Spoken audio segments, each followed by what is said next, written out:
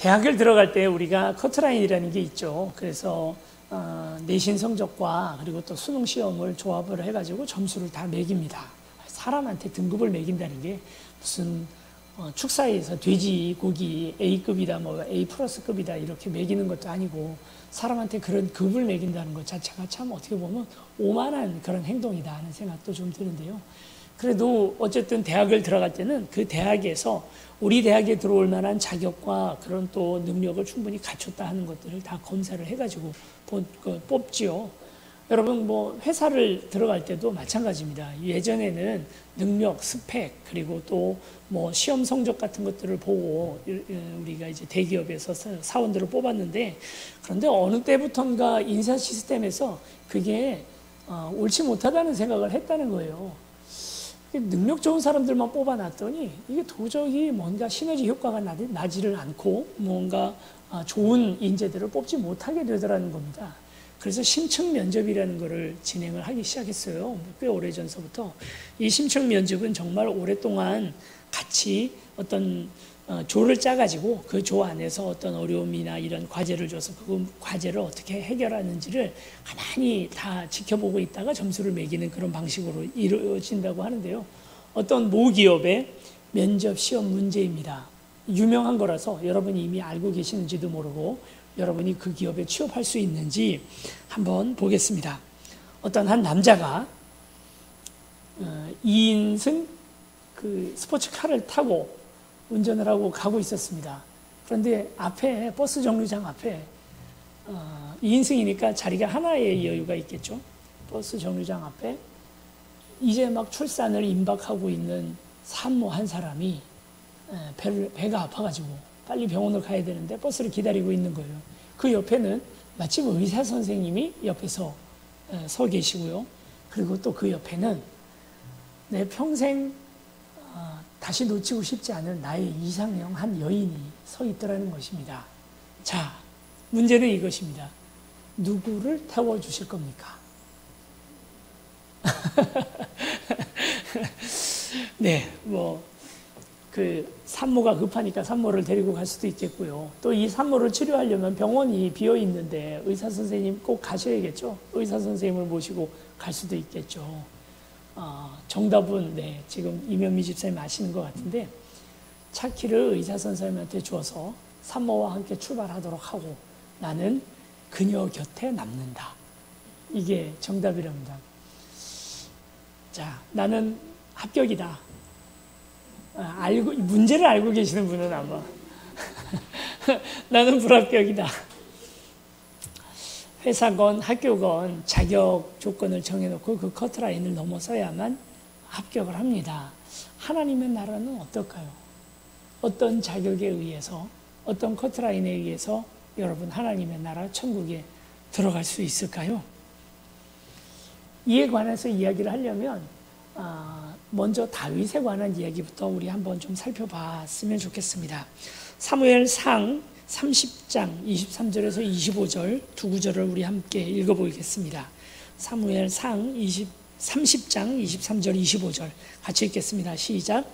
다윗이 이르되 나의 형제들아 여호와께서 우리를 보호하시고 우리를 치러 온 그 군대를 우리 손에 넘기셨은즉 그가 우리에게 주신 것을 너희가 이같이 못하리라. 이 일에 누가 너희에게 듣겠느냐? 전장에 내려갔던 자기의 분깃이나 소유물 곁에 머물렀던 자기의 분깃이 동일할지니 같이 분배할 것이니라 하고 그날부터 다윗이 이것으로 이스라엘의 율례와 규례를 삼았더니 오늘까지 이르니라. 아멘. 다윗에게 있어서 왕이 되기 직전에 가장 큰 위기를 당했던 사건이 바로 오늘 장면 앞에 나오는 이야기입니다. 다윗이 블레셋에 의지하고 몸을 의지하고 망명을 갔던 적이 있었죠. 사울 왕이 다윗을 죽이려고 하니까 다윗이 적의 적은 나의 동지다는 생각 때문에 블레셋에 갑니다. 처음에는 미친 척하고 블레셋의 그 소나기로부터 도망 나와야 했던 때도 있었지만 조금 더 시간을 지나다 보니까 다윗에게 세력도 생겼고 더 이상 유다 광야에 숨어 있지 못한 상황이 되어버렸어요. 그래서 어쩔 수 없이 다시 블레셋으로 몸을 의탁하고 갔는데 블레셋 왕이 이번에는 시글락이라고 하는 그냥 유다와 블레셋의 그 국경 지역에 작은 장관 자리를 만들어서 거기에다가 다윗을 보냅니다. 그래서 시글락을 다스리고 있었는데 이 다윗은 유다 바로 앞이니까, 자기 고향이 유다잖아요. 베들레헴이 자기 고향이고 하다 보니까 이 유다의 편에 서서 시글락을 다스리면서도 유다 지역의 치안까지도 담당을 하는 그런 모습이었답니다. 그러다가 이제 전운이 간돌기 시작해요. 블레셋과 이스라엘이 전면전을 준비하는 거죠. 사울 왕이 이 싸움에서 죽거든요. 요나단과 함께 죽는 대규모 전쟁이 이제 벌어지게 되니까 다윗도 마음속으로는 자기 고향을 쳐들어가고 싶지는 않지만, 그러나 아닌 척하고 왕에게 충성하는 척하고 블레셋 편에 참전하겠다고 군대를 이끌고 갔던 거예요. 그랬더니 그 주변의 신하들이 저 녀석은 못 믿습니다. 저 사람 못 믿습니다. 언제 칼을 거꾸로 빼들고 우리를 공격해 와서 전쟁의 결정적인 순간에 유다의 편에 붙어버릴지 모르니까 믿지 못합니다. 다시 돌려보내세요. 그래서 다윗은 아닌 척 연기는 열심히 했지만 어쨌든 그 전쟁에서 블레셋 편으로 참전하지는 않았어요. 다시 시글락으로 돌아왔는데, 문제는 이 양국이 전면전으로 치닫게 되니까 그 중간에서 산적질하던 아말렉이 이게 기회다 싶으니까 블레셋과 유다의 국경 지역에 와서 노략질을 하고 가는 거예요. 돌아왔더니 이 시글락이 온통 노략질을 당해서 자기 아내들, 자녀들, 그리고 재산들을 전부 다 싹쓸이해 간 것입니다. 그런데 그때만 해도 다윗의 부하들은요, 아직 다윗을 리더로 완전히 인정하고 있었던 건 아니었거든요. 그리고 또 성경에는 뭐라고 얘기하면 불량자다 이렇게 얘기를 합니다. 그러니까 어디에서 그런 다윗의 부하, 관원을 할 만큼 그렇게 뭔가 좀 잘 배우고 갖춰진 충성된 사람들이 아니고, 다 어디서 뭐 망명하고 또 도망 다니고 도적이나 아니면 살인죄를 저지르는 이런 사람들이 많이 몰려 있었던 거예요. 그런데 와 보니까 자기 재산 싹 뺏겼잖아요. 그러니까 그렇게 되었을 때, 위기의 상황에 왔을 때 정말 이 리더를 믿고 리더와 함께 이 위기 상황을 타개해 나갈 생각을 하는 게 아니고, 이거 다 다윗 잘못이라고, 그래서 다윗을 돌로 쳐 죽이려고 하는 그런 흉흉한 분위기였습니다. 부하들은 자기를 죽이려고 하죠. 그리고 다윗 자신도 자기의 가족들을 다 잃어버렸죠.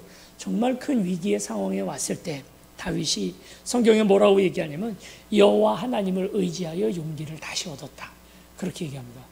다윗이 정말 용기 있는 사람이죠. 용감한 사람. 골리앗 앞에서도 하나 떨지 않고 그렇게 당당하게 외치던 다윗인데, 이때는 가슴이 철렁 내려앉고 죽었구나 했던 모양이에요.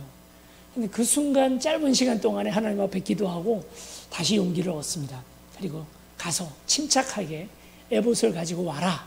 에봇이라는 건 제사장이 입는 옷이잖아요. 그 옷을 가져오라 해서 제사장과 함께 기도를 하더니 하나님으로부터 응답을 얻습니다. 쫓아가라. 아말렉 쫓아가면 내가 그들을 잡게 해주마. 그런데 여러분 생각해 보세요. 사막 어디로 튀었는지 어떻게 합니까? 그 아말렉 산적들이 도망간 길을 찾기는 정말 힘들잖아요. 서울 가서 김서방 내놓으라는 꼴이고, 그리고 볏짚 속에서 바늘 하나 찾는 꼴입니다. 이 도적들을 어디서 잡을 수 있을까? 그런데 하나님께서 아말렉을 찾고, 그리고 또 그들 속에서 가족을 찾게 해줄 테니 가라, 이제 이렇게 된 거예요. 요즘 우리도 장마철이잖아요. 근데 요즘 비 오는 거 보면 지난주부터 일기예보는 계속 비가 오는 걸로 나와 있습니다. 다음 주 내내 비가 오는 걸로 나와 있어요. 한 열흘 더 비가 온다고 합니다. 이젠 장마가 아니고 우기예요, 우기. 이 정도면 우리 이제 동남아 열대지방 다 된 것 같습니다. 이스라엘도 우기가 있거든요. 아무리 사막 광야라 하더라도 유대 광야에 봄철에 한 번은 비가 아주 어마어마하게 옵니다. 한 두세 시간 동안에 1년 내릴 비가 다 내리거든요. 100mm, 200mm 그냥 그렇게 두세 시간 만에 내리면 와디라고 하죠. 강의 흔적만 남아있던 그런 강이 완전히 범람을 해가지고 큰 물이 나가는 땅이 바로 이 유다 광야거든요. 이때가 딱 그때예요. 부솔 시내라고 하는 건 부솔 와디입니다. 원래는 비가 내리지 않는 그런 땅이에요. 그랬는데 딱 때마침 이때 비가 잔뜩 내려서 큰 물이 나가는 거죠. 600명 기동대를 데리고 빨리 그 아말렉을 찾으러 가야 되는데 그 다윗 그 군대 앞에 지금 이렇게 물이 범람해 있는 거죠. 400명은 수영이 가능해서 물을 건넜는데 200명은 수영을 못하는 거예요. 군대에서 이렇게 수영 못하는 사람들을 뭐라 그럽니까? 맥주병이라 하잖아요. 유교 훈련하면 맥주병, 그런 얘기 못 들어보셨나요? 수영을 못하는 사람들 200명은 물을 못 건너갑니다. 자기 가족들이 잡혀가 있고 자기 자녀들이 거기 잡혀가 있는데 마음은 정말 얼마나 굴뚝 같겠어요. 그래도 수영할 수 있는 능력이 없으니까 200명은 남아서 그 시글락을 지키기로 하고 400명만 그 강을 건너서 아말렉을 추적합니다. 추적해 가다가 어떤 기진맥진한 사람 하나를 발견을 했는데 보니까 이집트 종이에요. 그 종을 살려놓고 좀 숨을 좀 쉬게 해주고 그 다음에 신문을 했더니 이 사람 하는 이야기가 바로 그 아말렉 산적들의 종이었던 겁니다. 그런데 병들고 이제 쓸모가 없으니까 버려놓고 갔던 거예요. 이 사람 신문을 해서 잘 구슬렀더니 아말렉 사람들 지금 어디가 있을 거라고 얘기를 다 불어요. 그래서 밤에 몰래 가서 이 아말렉을 쳐서 그들의 모든 빼앗겼던 재물들, 가족들을 다 찾아왔다는 얘기입니다. 천운이죠, 정말. 이게 가능한 얘기가 아니거든요. 그런데 이 모든 것들을 다윗의 고백 그대로 하나님께서 하게 해주셨다는 겁니다. 모든 걸 다 찾아왔어요. 찾아왔을 뿐만 아니라 유다 지역, 그리고 다른 블레셋 지역까지 다 털었으니까 어마어마한 부를 이 무리가 가지고 있었겠죠. 그 아말렉을 다 무찌르고 나서 이 전리품들을 가지고 왔는데 항상 전쟁이 끝나고 나면 논공행상의 문제가 벌어지게 됩니다.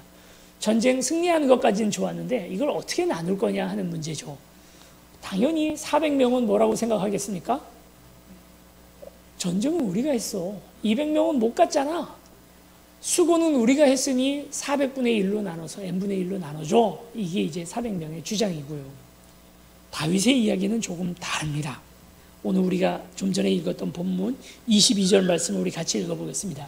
시작. 다윗과 함께 갔던 자들 가운데 악한 자와 불량배들이 다 이르되 그들이 22절입니다. 시작. 그들이 우리와 함께 가지 아니하였은즉 우리가 도로 찾은 물건은 무엇이든지 그들에게 주지 말고 각자의 처자만 데리고 떠나게 하라 하는지라.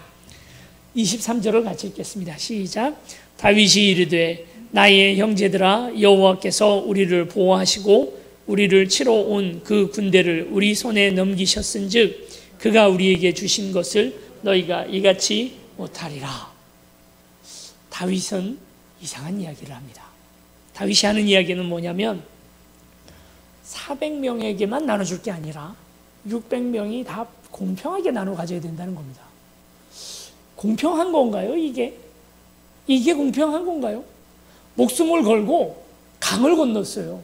강을 아무리 수영 잘하는 사람이라도 그렇게 범람한 강을 쉽게 건널 수 있겠습니까? 그러나 이들은 목숨을 걸고 건넜습니다.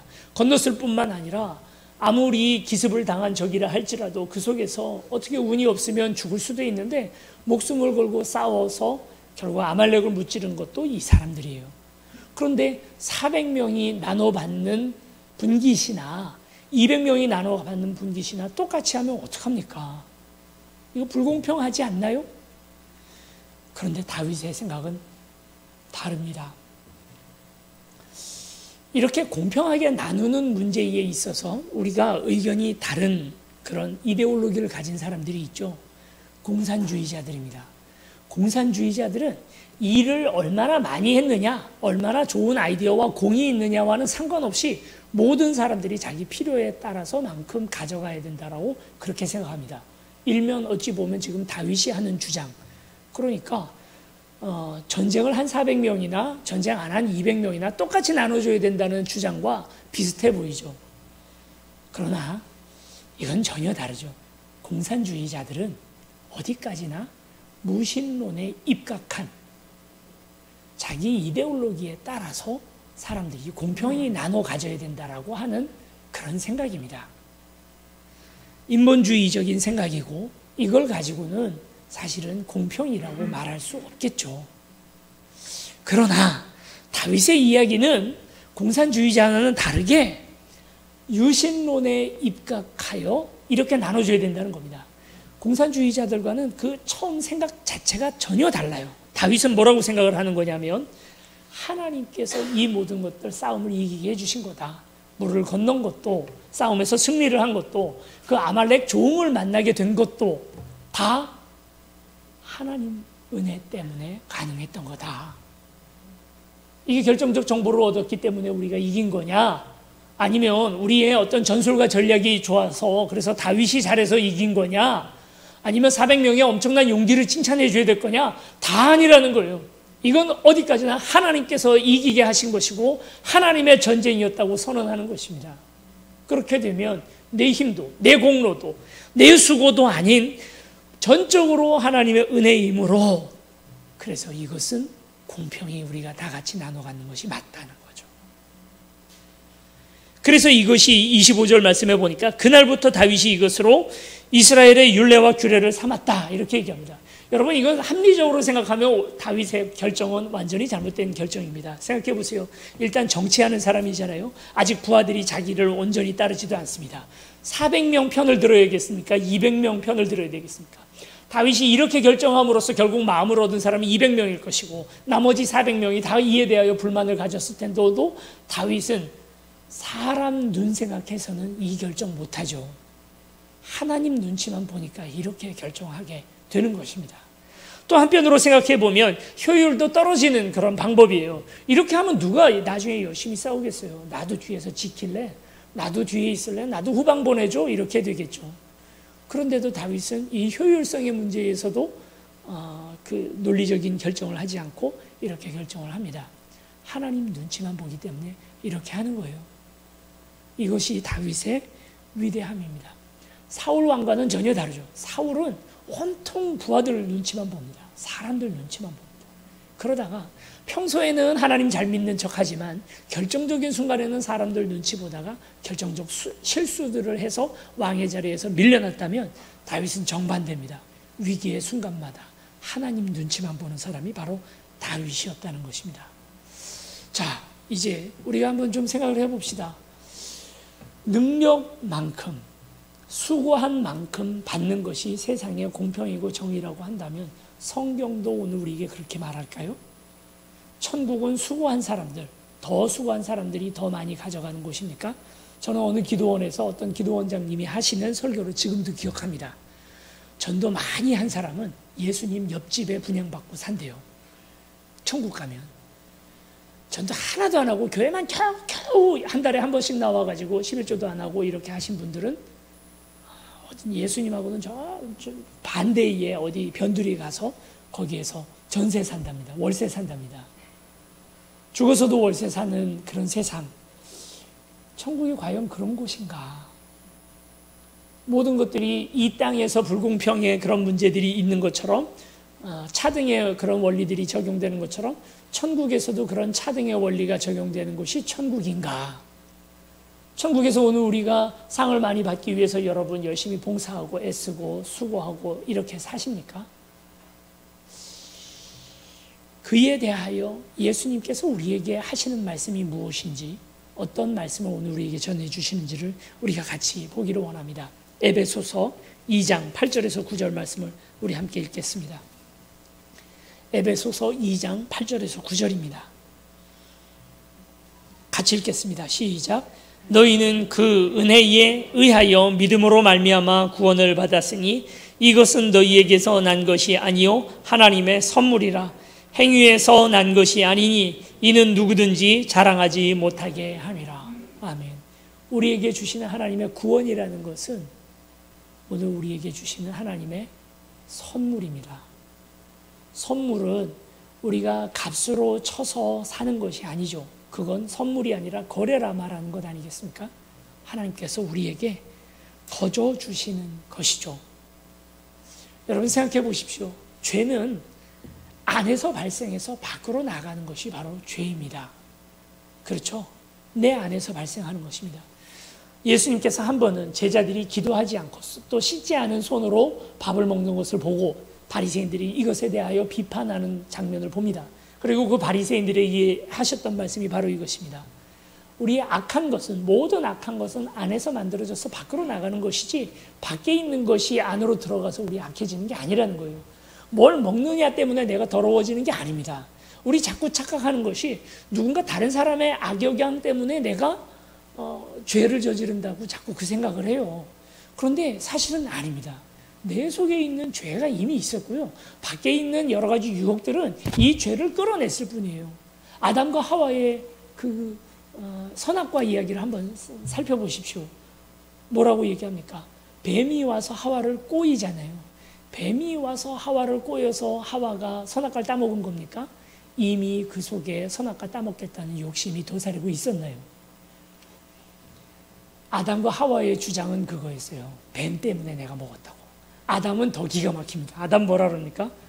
하나님께서 내게 주셔서 나와 함께 하게 한 여자가, 아주 진짜 비겁하죠.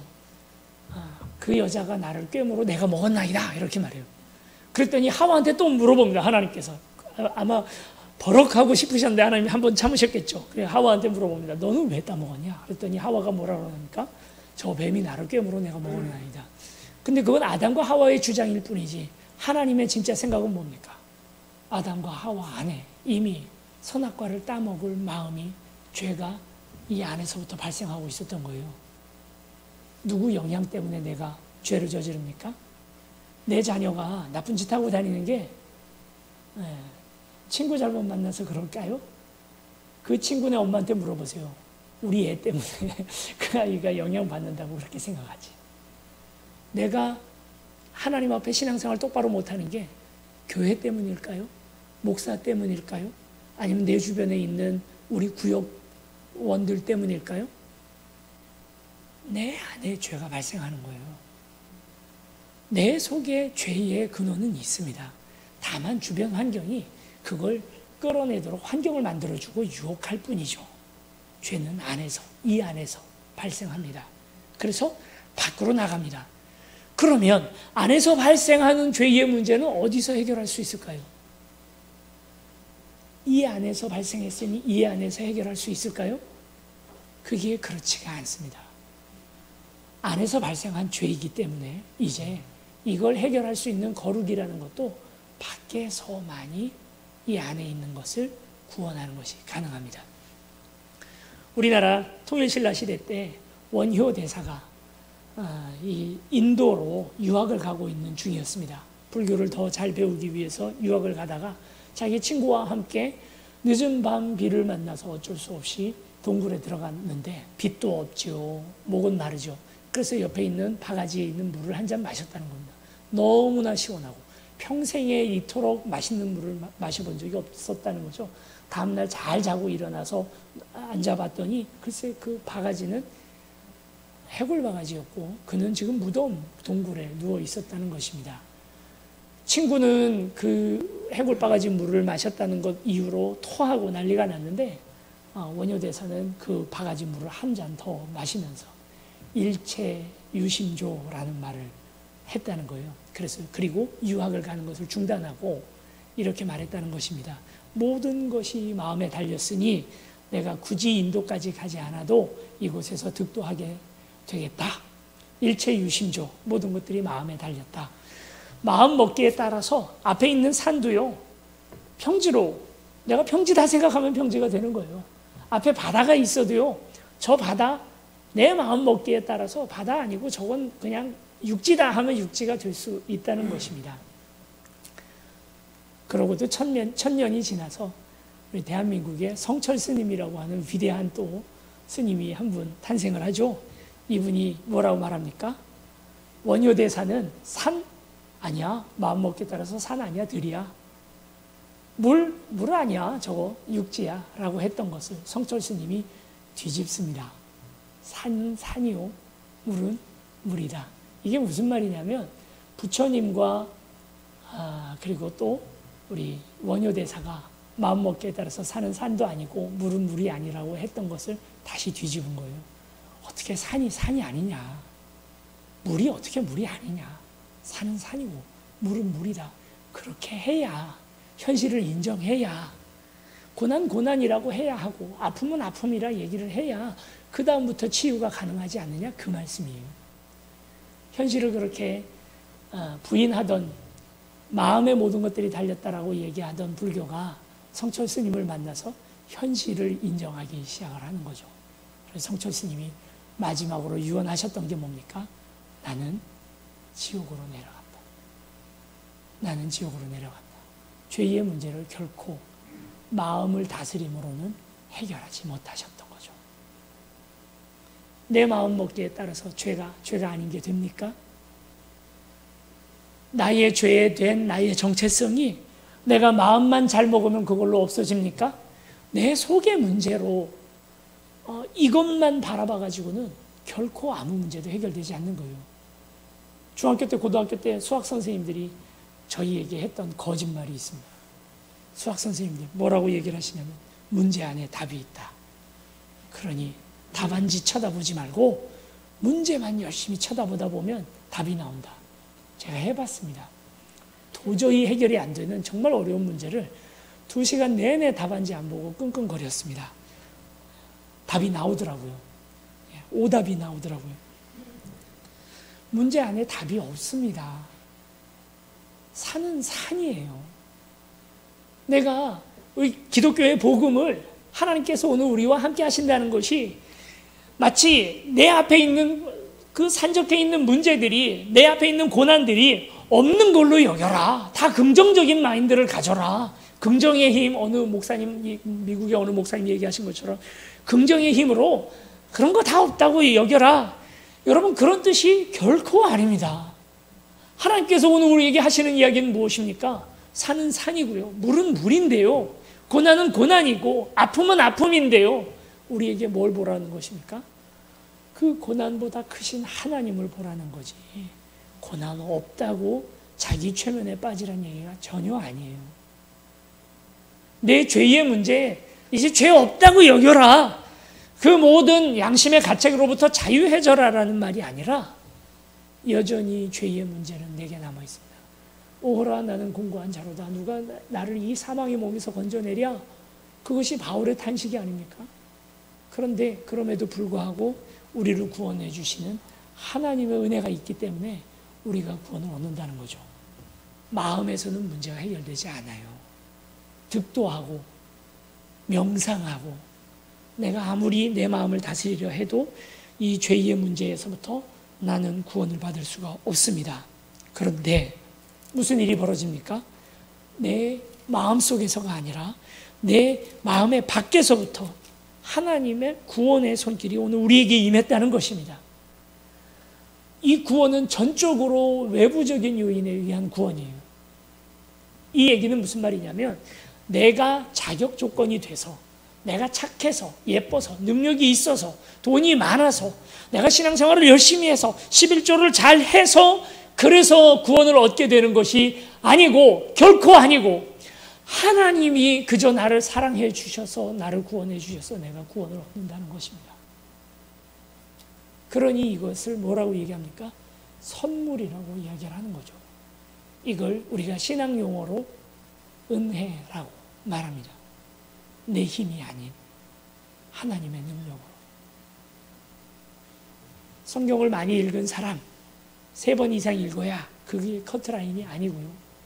매달 빼놓지 않고 11조를 해야 그게 커트라인이 아닙니다.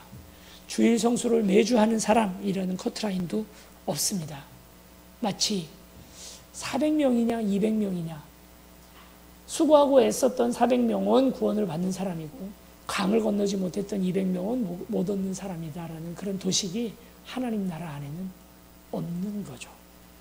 누구든지 믿기만 하면 다 구원을 얻을 수 있습니다. 그럼 왜 나를 구원해 주셨다는 거예요? 왜 날까요? 내가 뭐 잘난 것도 없고 내가 신앙적으로 더 강하게 더 세게 믿었던 것도 아니고 내게 어떤 자격이 있어서 하나님께서 나를 구원해 주셨다는 겁니까? 여러분 우문으로 아니면 현답으로 한번 대답을 해보시기 바랍니다. 우문을 한번 하겠습니다. 여러분 자녀 왜 사랑하세요? 왜 여러분의 자녀를 사랑하십니까? 가끔 애들이 물어보잖아요. 엄마 나 왜 사랑해? 아니면 또 아주 오해 많이 해가지고 엄마는 왜 맨날 큰언니만 사랑해? 라고 물어보잖아요. 부모는 뭐라고 대답을 할까요? 부모도 가끔 생각하죠. 내가 얘가 왜 뭐가 이쁘다고 얘를 사랑할까? 왜 사랑하죠? 뭐 여러 가지 이유를 찾아볼 수 있을 거예요. 내가 더 공부를 잘하니까, 내가 큰아들이니까, 내가 막내니까, 내가 더 귀여운 짓을 잘하니까, 내가 그래도 여러 내 형제들 중에는 설거지라도 가끔 한번 하니까 그래서 나를 더 사랑할까? 내가 더 공부를 잘하니까 그래서 더 사랑하나? 그런 거 아니죠. 더 잘해주는 자녀는 있고 조금 더 혼내는 자녀는 있어요. 분명히 있잖아요. 근데 사랑의 크기로 얘기할 것 같으면 더 혼내도 사랑 때문에 더 혼내는 거고, 더 잘해줘도 덜 잘해줘도 사랑 때문에 그러는 거 아닙니까? 왜 그 자녀를 사랑하나요? 바보 같은 대답 하나, 이게 정답일 것 같아요. 너니까. 그냥 너가 너니까 널 사랑하는 거죠. 너가 내 새끼니까, 너니까 사랑하는 거예요. 우리 하나님 앞에도 이걸 물어볼 수 있겠죠. 하나님, 내가 뭘 잘했다고요? 나 죄 많은 거 알잖아요. 하나님, 나 능력 없는 거 알잖아요. 나 사회에서, 세상에서 성공 못한 거 다 알잖아요. 내가 하나님 앞에 뭐 귀한 것 올려드린 것도 없고요. 내가 아까 나왔던 우리 알렐루야 찬양대처럼 찬양도 똑바로 못하는데 내가 뭐 이쁘다고 나를 사랑하십니까? 물어보면 하나님의 대답도 이거 아닐까요? 너니까. 그냥 너니까. 하나님의 사랑에 어떤 그런 합리적인 이유 따위는 없습니다. 당신이 우리를 만드셨고 우리를 사랑하셔서 우리를 구원하시고 가장 값진 것으로 오늘 우리에게 주셨습니다. 이게 복음입니다. 그래서 복음은 이해하는 것이 아니고 감격하는 것입니다. 우리가 뭘 자랑할 수 있을까요? 그러면 내가 자랑할 것, 내가 구원받았다는 것, 야, 내가 이렇게 신앙생활 잘해서 내가 구원받았어. 내가 이렇게 잘나서 구원받았어. 하나님이 나를 엄청 예뻐해. 그게 없어요. 나 자신에 대해서는 자랑할 이유가 없지만 우리가 자랑할 것은 우리 하나님밖에 없는 거죠. 가끔 오늘 우리도 이상한 것을 자랑하지 않습니까? 우리 세운교회가 어디로 가게 될지 모르겠지만 어느 순간 우리 세운교회도 400명, 200명이 나뉘어지는 날이 올지도 몰라요.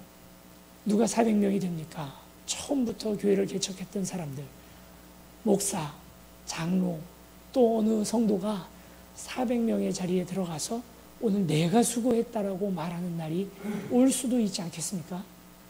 그러나 하나님 안에서 오늘 우리가 어느 것도 자랑할 수 없는 것은 이 모든 것들을 이루시고 이끌어 가시는 분이 우리 하나님이신 줄 믿습니다. 내 힘으로 되는 건 아무것도 없고 주께서 하셨다고 이것만 우리가 자랑하기를 축원합니다. 하나님의 사랑, 그 사랑 자랑하는 오늘 우리가 되었으면 좋겠습니다. 우리 같이 찬양하고 하나님 앞에 나아갑니다. 그 사랑을 자랑합니다. 내가 하나님 얼마나 사랑했는지 자랑할 것도 없어요. 정말 하나님이 오늘 우리를 사랑하셨던 사랑의 10분의 1만이라도 우리에게 주셨던 물질의 10분의 1은 하나님 앞에 드리면서도 그분이 우리에게 주셨던 사랑의 10분의 1은 도저히 갚을 수나 있을까요? 우리가 그 사랑을 하나님 앞에 값으로 쳐드린다면 뭘로 드릴 수 있을까요? 불가능한 것 아닙니까? 하나님의 사랑을 노래하고 그분 앞에 그 영광을 자랑하기를 원합니다. 아버지 사랑 내